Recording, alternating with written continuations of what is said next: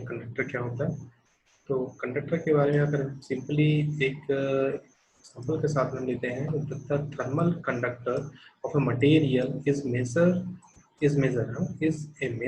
It's ability to conduct heat. यानी कि हम बात करते हैं कि जो भी कंडक्टर की हम बात करेंगे तो कंडक्टर वो होता है किसी मटेरियल का जो ये मेजर करता है या ये बताता है कि उस मटेरियल की कितनी एबिलिटी है हीट को कंडक्ट करने के लिए।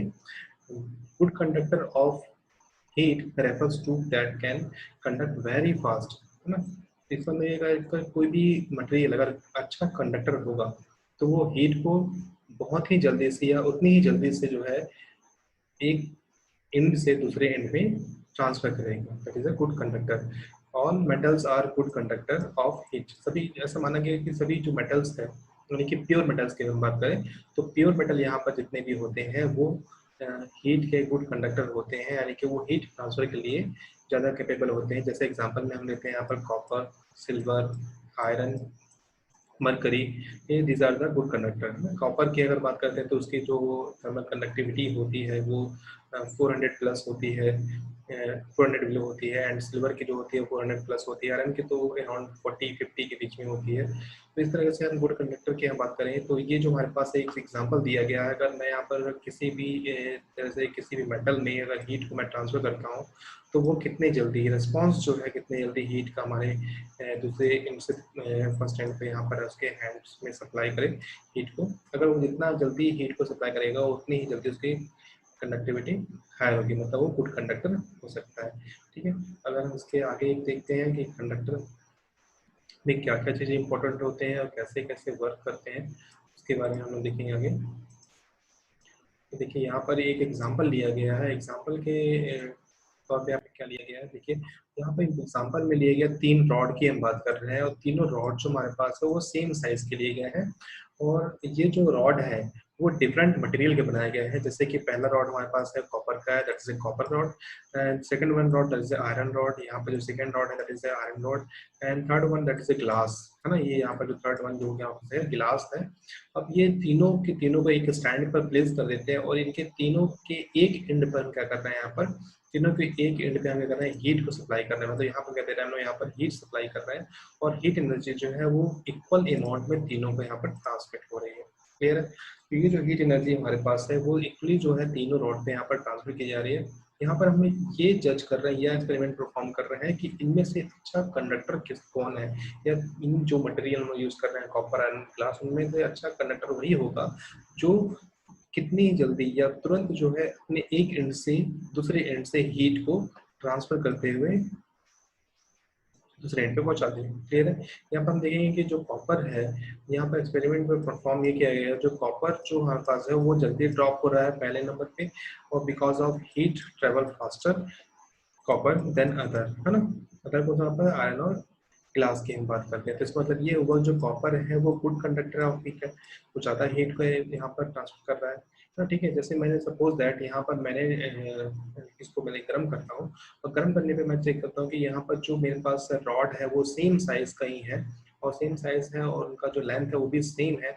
अगर मैं इसके एक एंड में गर्म करना स्टार्ट करता हूँ और यहाँ पर मैं काउंट करता हूँ कि जो टाइम हमारे पास है वो टाइम जो हमारे पास है यहाँ पर वो हम लोग ले रहे हैं पर 0 सेकेंड्स। 0 सेकेंड्स अगर मैं इसको काउंट करता हूँ और 0 सेकेंड्स मतलब ये होता है कि हम लोग तो ठीक है यहाँ पर काउंट करते हैं।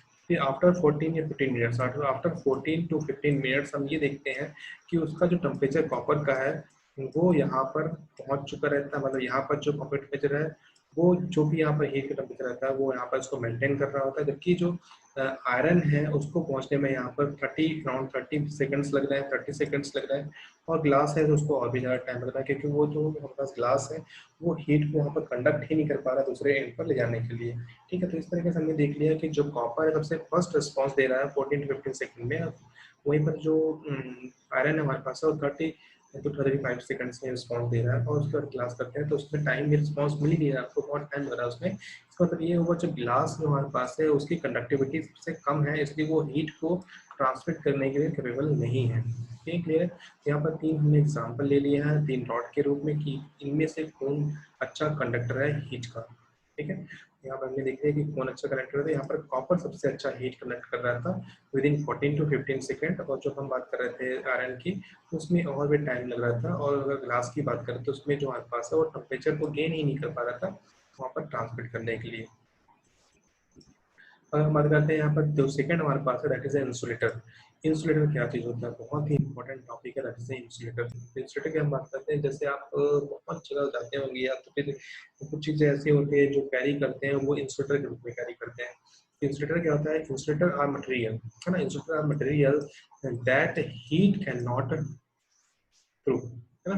तो इंसुलेटर एक मटेरियल है जिसमें से जो हीट जो है वो ट्रैवल नहीं कर सकता है, उनमें से हीट जो है आर पार नहीं हो सकता है। उसे हम क्या बोलते हैं, उस मटेरियल को या जो भी वहाँ पर पोर्शन होगा या जो भी वहाँ पर जो ब्लैंक एरिया होगा उसे हम क्या बोलेंगे, as a good insulator count करेंगे, है ना। They are poor conductor. सीधी सी बात है, अगर वो कंडक्टर होता तो वहाँ पर हीट का ट्रांसफर कर देता, अगर वो कंडक्ट नहीं कर रहा है हीट का तो वो क्या हो जाएगा, यहाँ पर हीट को ट्रांसफर नहीं करेगा तो पुअर कंडक्टर में काउंट किया जाएगा। ठीक है, poor conductor are a good insulator भी इंपॉर्टेंट हमारे पास है कि जो कंडक्ट नहीं कर रहा है हीट को तो वो इंसुलेटर में काउंट हो जाएगा, और जो कंडक्ट कर रहा है वो कंडक्टर में काउंट हो जाता है। यानी कि हीट को जो ट्रांसमिट कर रहा है एक पॉइंट से दूसरे पॉइंट की तरफ, ऐसे कंडक्टर काउंट कर लेते हैं। और जो एक पॉइंट से दूसरे पॉइंट में हीट को ट्रांसमिट ही नहीं कर रहा उसे हम क्या बोल सकते हैं, यहाँ पर इंसुलेटर में काउंट कर लेते हैं। यहाँ पर इंपॉर्टेंट ये है कि जो नॉन मेटल्स हम बात करते हैं, नॉन मेटल्स हम बात करेंगे या तो भी हम जैसे प्लास्टिक एयर की हम बात करते हैं, ये हमारे पास जो है पुअर कंडक्टर होते हैं। पूरा कंडक्टर मतलब ये हुआ कि सीरीज अगर वो पूरा कंडक्टर है तो एज अ गुड इंसुलेटर की तरह वर्क कर सकते हैं वो। जिसमें हम लिक्विड और गैसेस की बात करते हैं तो ये सबसे ज्यादा पूरे कंडक्टर होते हैं हीट के। ठीक है, यहाँ पर जो लिक्विड है और गैसेस जो होते हैं सबसे कम होते हैं, मतलब उनके जो वैल्यूज होती हैं वो 0.0 समथिंग में होती है गैसेस की वैल्यू जो होती है, यानी कि वो जो हीट कंडक्ट करने के लिए कैपेबल ही नहीं है कि वो हीट को कंडक्ट कर सके, यानी कि वो एज अ इंसुलेटर वर्क करते हैं। The poorest conductor is vacuum. सबसे ज्यादा जो हमारे पास जो पुअर कंडक्टर होता है वो क्या होता है, वैक्यूम। क्लियर है, वैक्यूम में कोई भी मीडियम नहीं होता, तो मीडियम नहीं होने की वजह से वो हीट को ट्रांसफर नहीं कर सकते हैं। यहाँ पर जैसे क्या बोलते हैं, यहाँ पर पुअर कंडक्टर बोलते हैं वैक्यूम को। ठीक है, क्लियर है। ये कुछ हिसाब से एग्जांपल हमने लिया। अगर मैं इसे एक और एक सिंपल वे में समझाना चाहूँगा आपको, जिसे एक डायग्राम के रूप में हम देख सकते हैं। जैसे मान लो सपोज दैट हम एक वॉल लेते हैं, ये हमने एक वॉल ले लिया। अब इस वॉल का मैंने एक साइड यहाँ पर ले रहा हूँ, काउंटिंग कर रहा हूँ कि मैंने एक साइड में क्या किया, यहाँ पर हीट सप्लाई में कर रहा हूँ, तो मैंने इस साइड से यहाँ से हीट सप्लाई करना स्टार्ट कर दिया। ठीक है, क्लियर है। अगर मैं यहाँ से हीट सप्लाई करता हूँ तो ऑब्वियस सी बात है इस हीट को जो है इस वॉल को क्रॉस करके बाहर निकलना चाहिए, यानी कि यहाँ पर कुछ ना कुछ उसकी वैल्यूज होनी चाहिए। सपोज दैट ये जो वॉल है इसका यहाँ का टेम्परेचर हम मान रहे हैं, यहाँ पर जो टेम्परेचर है 50 डिग्री सेल्सियस, यहाँ पर कितना पास है 50 डिग्री सेल्सियस है। और अगर मैं बोल रहा हूँ कि यहाँ पर कभी टेम्परेचर अगर 50 डिग्री हो जाए, यानी कि जो वॉल है, वॉल को जो हीट जो है यहाँ से ट्रांसमिट होकर के वॉल के अंदर हीट जो है ट्रांसमिट होते हुए इस एंड में पहुंचे, और टेम्परेचर अगर सेम मेंटेन कर देता, सेम मेंटेन मतलब जितना इस वॉल के साइड्स पर था, इस सरफेस पे टेम्परेचर था, उतना ही अगर इस सरफेस पे टेम्परेचर हो जाएगा तो उसे हम एज अ गुड कंडक्टर या आइडियल कंडक्टर के रूप में उसे काउंट कर लेंगे। और अगर सपोज दैट अगर मैं यहाँ पर 50 डिग्री सेल्सियस दे रहा हूँ और यहाँ का टेम्परेचर वो उतना मेंटेन ही नहीं कर रहा है, यानी कि वहाँ का टेम्परेचर वो जीरो हो जा रहा है, इसका मतलब ये हुआ कि वो पूरा का पूरा टेम्परेचर 50 डिग्री है वो उसी सरफेस पे क्या हो रहा है, ड्रॉप होते जा रहा है। और उसके कारण क्या हम बोल सकते हैं कि यहाँ पर जो भी वॉल है वो as a good insulator work कर रहा है, कि वो कोई भी अमाउंट के हीट को ये ट्रांसमिट नहीं होने दे रहा है इधर की तरफ। ठीक, क्लियर है। इस तरह से हम देख रहे हैं। तो ये जो हमारे पास जो लाइन है, अगर मैं इसकी बात करूंगा तो ये जो हमारे पास लाइन है, जो स्ट्रेट लाइन अगर मैं यहाँ से ड्रॉ करता हूँ, ये स्ट्रेट लाइन, तो अगर इसमें अगर हीट ट्रांसफर होता है तो इसे मैं क्या बोलूँगा, गुड कंडक्टर बोल सकता हूँ, क्योंकि यहाँ पर कंडक्टर जो हमारे पास अच्छा काम कर रहा है, पूरा का पूरा अमाउंट ऑफ हीट को वो एक वॉल से एक सरफेस से दूसरे सरफेस में ट्रांसफर कर रहा है।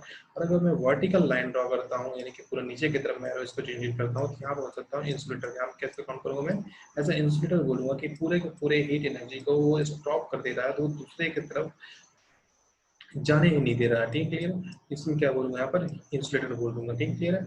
और इनके बीच में जितने भी अगर मैं ग्राफ ड्रॉ करता हूँ, एक लाइन ड्रॉ करते जाता हूँ, तो वो अलग अलग हीट ट्रांसफर करते जाएंगे। वो डिपेंड करेगा मटेरियल पर ना, मटेरियल की कंडक्टिविटी पे डिपेंड करेगा, थर्मल कंडक्टिविटी पे डिपेंड करता है। इससे हमने देख लिया कि जो यहाँ पर जो स्ट्रेट लाइन है, जो हॉरिजॉन्टल स्ट्रेट लाइन है वो शो कर रहा है यहाँ पर गुड कंडक्टर, और जो वर्टिकली डाउनवर्ड जो स्ट्रेट लाइन है दैट इज शो कर रहा है यहाँ पर गुड इंसुलेटर, यानी कि आइडियल इंसुलेटर, जो पॉसिबल ही नहीं है कि ऐसा कुछ होगा भी।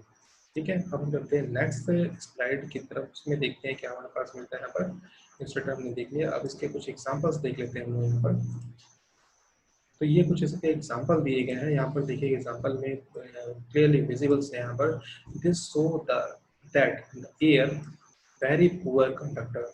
ऑब्वियसली बात है एयर यहाँ पर पूरा कंडक्टर है, लेकिन वो किसकी तरह काम करेगा, as a good insulator work करता है। All gases are poor conductor, जितने भी गैसेस यहाँ पर प्रेजेंट होते हैं वो सभी के सभी जो है पुअर कंडक्टर होते हैं। इनका मतलब ये है कि हम उसको एज अ इंसुलेटर वर्क कर सकते हैं, एज अ इंसुलेटर को यूज कर सकते हैं। तो पहला नंबर जो इसका दिया हुआ है उसका एग्जाम्पल यहाँ पर ये दिया हुआ है। देखिए यहाँ पर ये जो यहाँ पर जो ये जो हीट है हमारे पास है, अगर मैं इसके यहाँ पर मैच बॉक्स का एक स्टिक रखता हूँ यहाँ पर, तो ये स्टिक यहाँ पर इसके नियरेस्ट में लेके जाता हूँ तो यहाँ पर गैप है, तो गैप में क्या प्रेजेंस है, यहाँ पर एयर प्रेजेंस है।